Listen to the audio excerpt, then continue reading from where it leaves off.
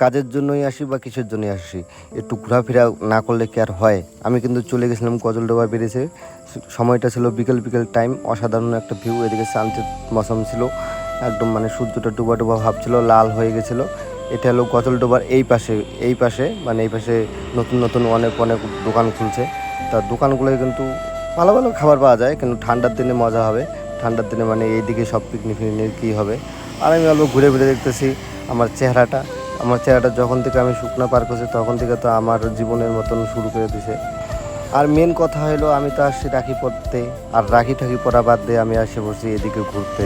কারণ বোন গেছে গা একটু পাড়া বেড়াইতে, তাই আমি যাই দেখি ও নাই, তাই আমি ফ্রেশ ট্রেশ হয়ে চান ধান করে একটু খাওয়া দাওয়া করে আমি চলে আসছি অল্প বেড়াইতে। না বেড়ালে কি আর মনটা কি শান্তি হয়। আমরা কিন্তু আর বেশি গেজাগেজি না করে ওইদিকে অল্প ক্যানেলের পাশে যায় অল্প একটু দেখা তারপর আমরা কিন্তু চলে যাই গা। কারণ যাই আবার রাখি পড়াইতে পারে, সময় আবার চলে গেছে। আর এই বোনে একটা ছোট্ট করে রাখি পড়াইছে, আমি তো পড়তামই না, সময় হয়ে গেছে ওকে পার। তারপরে আমি অল্প মোবাইল দেখতেছি আর ওরা ওই দিক দিয়ে ভিডিও টিডিও করতেছে। তো রাখি পড়া শেষ, কালকে আবার চলে যাইতে হবো। তো তোমরা ভালো লাগলে একটু লাইক করে দিও।